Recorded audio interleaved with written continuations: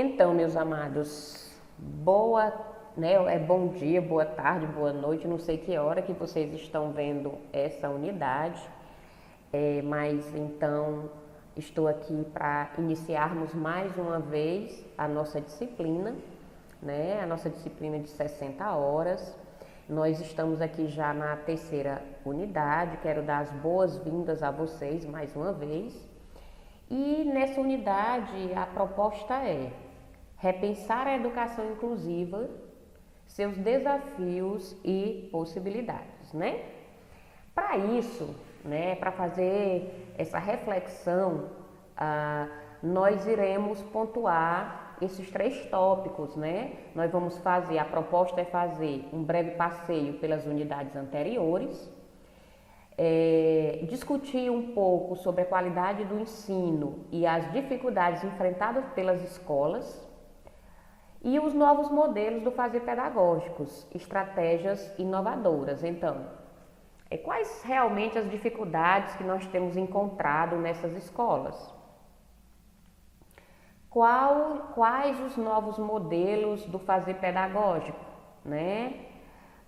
Existem estratégias inovadoras que possam contribuir realmente para que haja uma inclusão e não apenas uma integração, levando em consideração aqueles paradigmas que foram apresentados para vocês nas unidades anteriores? Para isso, nessa terceira unidade, nós traçamos os seguintes objetivos: compreender sobre a problemática da inclusão da pessoa com necessidades especiais no ensino regular, certificar de que há de fato vontade política em garantir a educação inclusiva, haja vista a construção de um conjunto de leis que legitimam o direito das pessoas com deficiência na escola regular e discutir as ações do MEC na construção de programas e materiais de formação docente. Repensando a educação inclusiva, desafios e possibilidades, né? Nessa unidade nós vamos relembrar que na unidade 1, a inclusão da criança com deficiência no ensino regular nos fala da possibilidade da inclusão da criança com deficiência nas salas de aulas do ensino regular, juntas às demais crianças, todas juntas, seja qual for a sua deficiência. Nós vimos lá que é necessário que a gente repense a nossa condição enquanto indivíduos humanos, enquanto pessoas que veem o outro dentro da sua singularidade, com respeito, com amor, e que essas pessoas têm o direito de estar inserido dentro dessa sociedade. Na unidade 2, nós observamos um conjunto de leis, né, como, por exemplo, a Declaração de Salamanca, da Unesco, né, de 1994. Na unidade 2, nós falamos sobre educação inclusiva, novos paradigmas na era das novas relações, que nos mostra o que são paradigmas, como surgem, como afetam a sociedade e diretamente a educação. Mostra ainda a importância das novas tecnologias, que tem a mídia como veículo de comunicação e como ferramenta inovadora na aprendizagem interativa.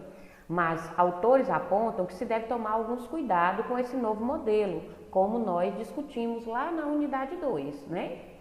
Já que na unidade 3, como pontua Oliveira e Nascimento, nós vamos falar sobre o que caracteriza, né? Na unidade 2, né, nós vamos pontuar, por exemplo, no pensamento de Oliveira e Nascimento, algumas questões que caracterizam, por exemplo, as novas tecnologias, né?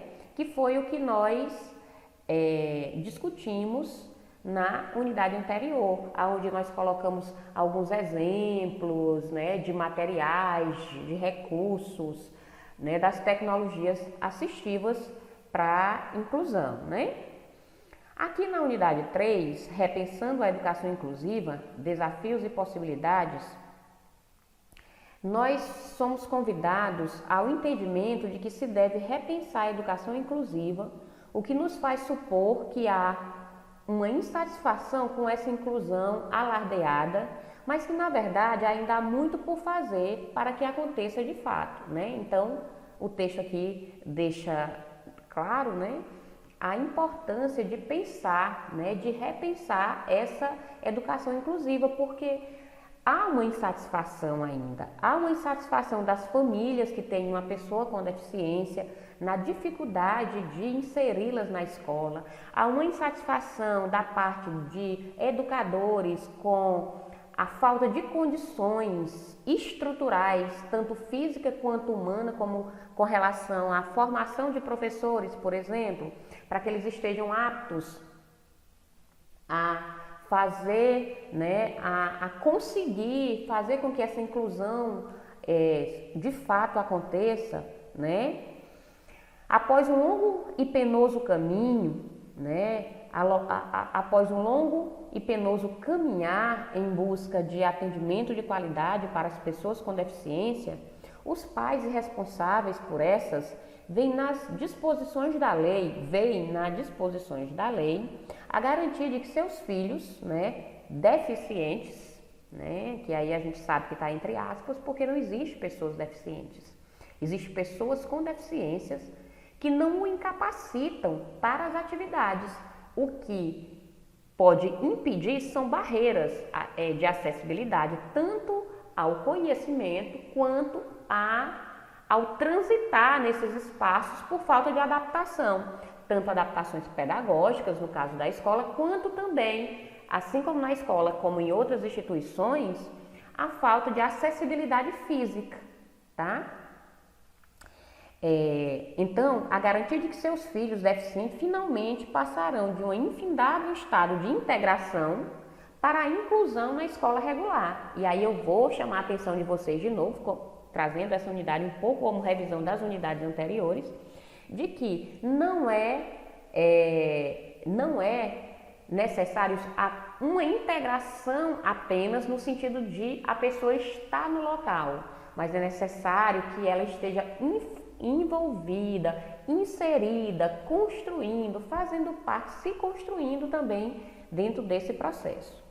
Para isso, a gente faz a grande indagação, que é algo que os profissionais da educação buscam até como uma receita muitas vezes.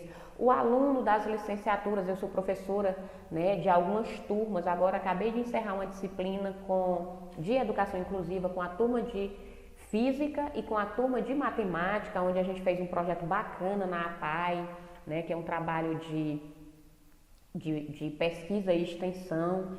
E o que a gente percebe, né, em vocês? Uma grande ansiedade com relação a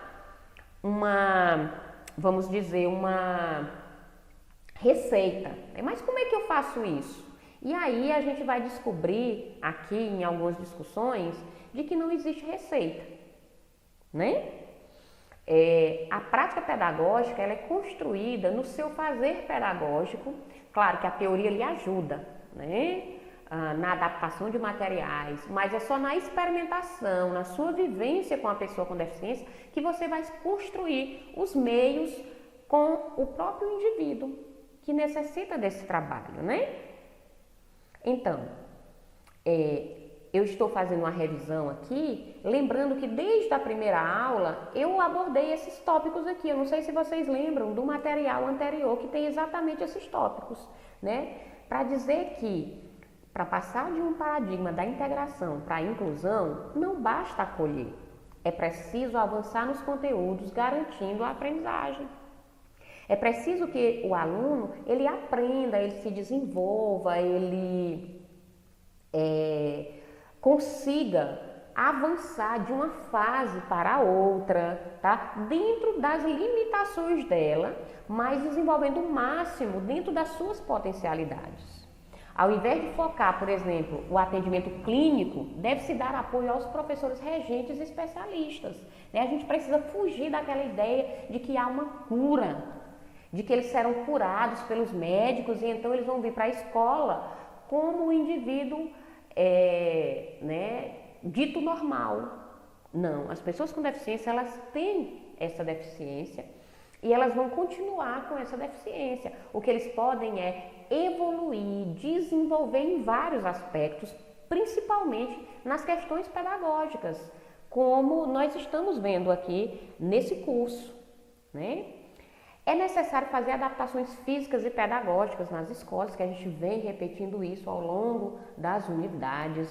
É preciso fazer uma adaptação de acesso ao currículo, né? O currículo escolar ele é muito fechado, ele é muito rígido dentro de algumas esferas e é necessário que eu reveja esse currículo escolar. E aí é uma briga que não é só da escola, é uma briga que a gente vai até as instâncias do sistema macro, que é o MEC, por exemplo.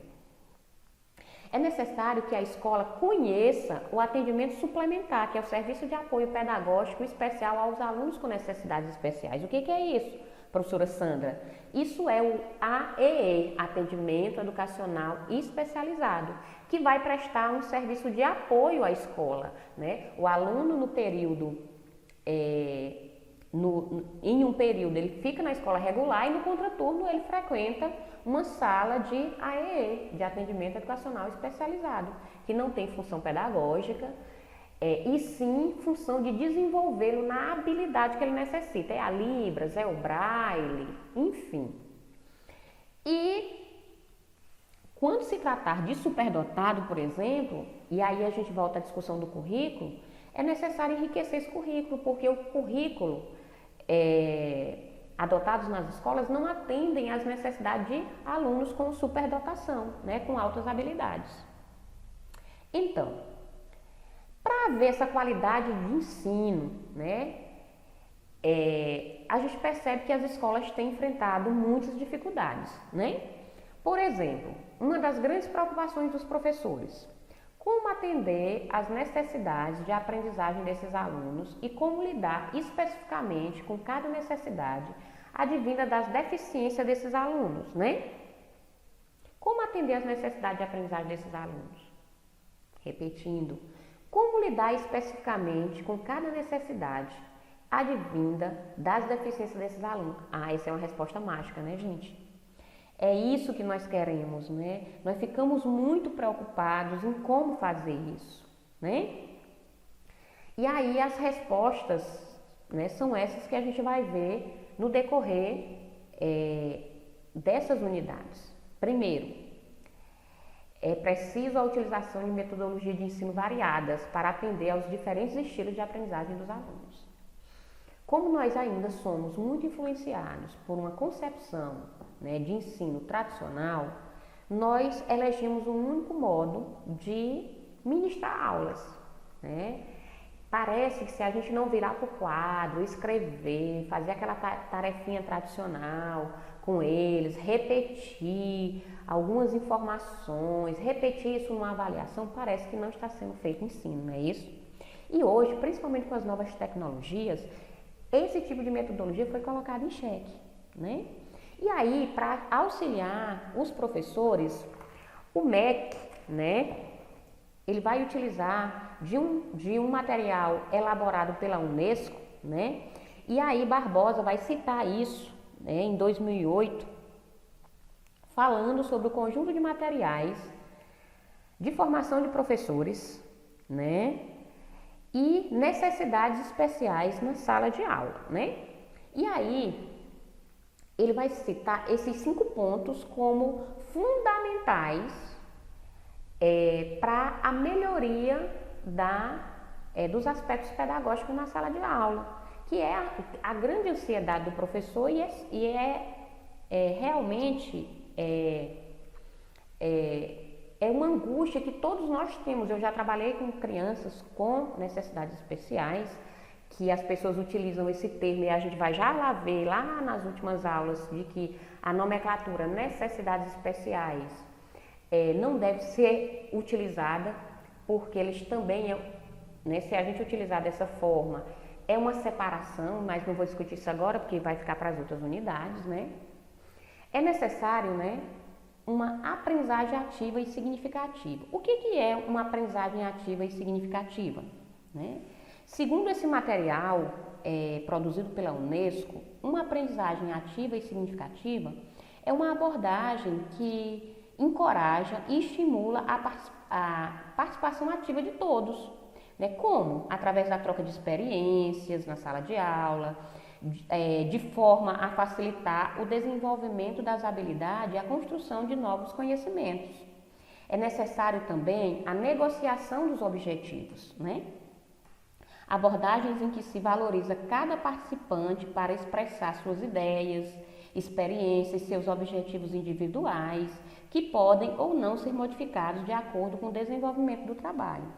A demonstração, prática e reflexão sobre a prática, né? Abordagens que possibilitam, por exemplo, uma ação eficaz, já que a partir da demonstração de experiências se observa a prática de forma a refletir, discutir e receber apoio no trabalho colaborativo com os colegas, né?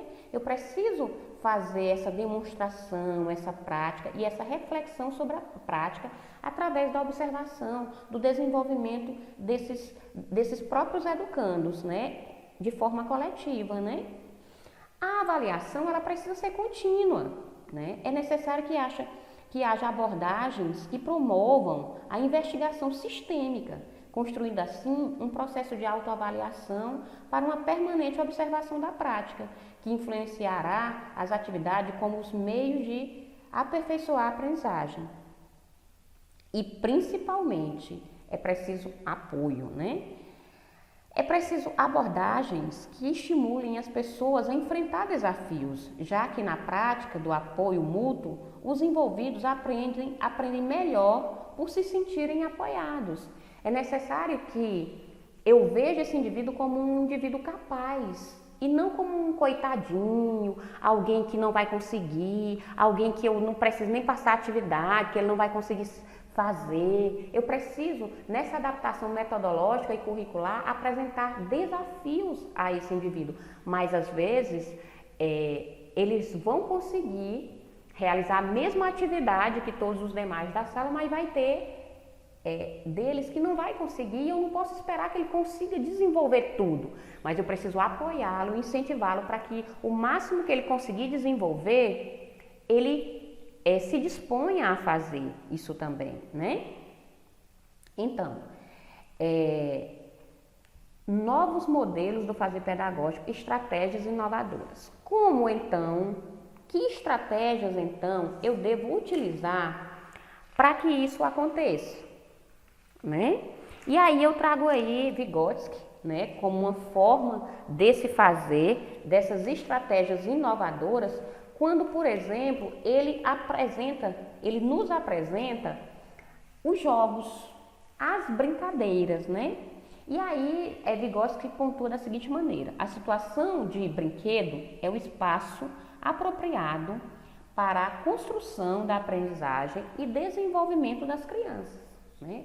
Eu preciso utilizar da brincadeira, né, através do faz de conta, como um espaço onde as crianças exercitam situações observadas no mundo dos adultos, as quais ainda não têm competência para entender nem realizar, né? Por exemplo, ao brincar de motorista, a criança se investe de competências que observa na pessoa do motorista. Para isso, imitar a postura, faz com que coloque a chave na ignição do carro, passa a marcha, faz trejeitos e se esse carro for um ônibus, ela conversa até com os passageiros no seu faz de conta, né? Isso exige que ela se coloque no lugar do outro, facilitando a compreensão de papéis sociais e oferecendo o processo de socialização, né? E aí a gente precisa, né, ter compreensão de que brincadeiras e jogos, principalmente na matemática, são extremamente importantes, são ferramentas inovadoras, assim como as novas tecnologias, para que eu consiga realmente fazer essa inclusão, né? E aí eu trago alguns exemplos de jogos, de atividades a serem realizadas no espaço escolar, né? Por exemplo, transformar um bingo em jogo de palavras-chave do conteúdo, montar pequenos jogos de palavras cruzadas, usar o xadrez como prova ou outra atividade que requer lógica, né? A gente pensa que prova é só né? As continhas matemáticas, por exemplo, num papel, numa mesa. Eu posso avaliar um aluno através de jogos, através de quebra-cabeças, através de um jogo de xadrez, quando, claro, eu traço os objetivos que eu quero elencar com esse jogo. Não pode ser, o menino jogou, tirou a nota, não é isso. Planejamento, estratégia e avaliação específica e contínua é necessário nesse desenvolvimento da aprendizagem, né? Trabalhar com perguntas e respostas direcionadas aos temas em questão, criar peças teatrais, promover recitais de poemas ou incentivar a criação de músicas, estimular jogos de oportunidades, cada vez que o grupo acerta, caminham-se tantos passos, né? Tudo isso deve ser feito junto com o atendimento suplementar. O que é o atendimento suplementar?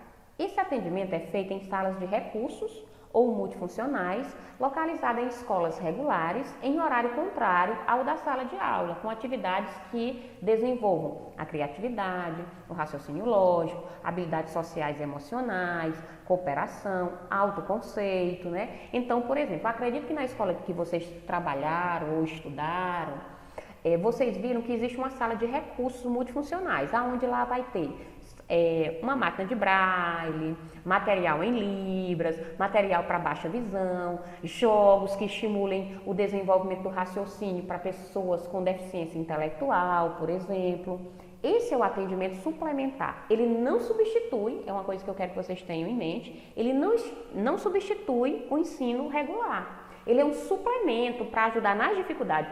Não é o atendimento educacional especializado que é responsável, por exemplo, para ensinar o aluno. Não, na sala regular ele fica lá o dia todo de paisagem, sem fazer nada, porque no ensino suplementar ele vai aprender. Não. A responsabilidade pedagógica é nossa, é sua, é minha, de quem está na sala regular. O ensino suplementar ele vai trabalhar mais a especificidade desses alunos, tá? E aí eu trouxe alguns exemplos para vocês, né? Ideia de organização dos espaços, né? Adaptações. Essa é um exemplo de sala multifuncional, que você vê aí com jogos, toda montadinha, as crianças interagindo, né? Nós temos aí vários exemplos, tá? Aqui uma sala de aula para criança com deficiência auditiva, nós temos aí a questão das tecnologias assistivas, que lá são materiais adaptados, como nós já trabalhamos na unidade 2, o professor como mediador no contexto da inclusão, né, que é aquele professor que deve uma vez por semana ir na escola regular, fazer esse atendimento, não ao aluno, mas o professor dizendo quais são os avanços, quais são as necessidades dessa criança, né, colaborando lá com o professor do ensino regular, né? Então, nessa unidade, nós trabalhamos com esses autores também, né? Nós trabalhamos principalmente com a política de educação especial, na perspectiva da educação inclusiva do MEC, utilizando lá aquelas ferramentas que facilitam o fazer do professor, tá?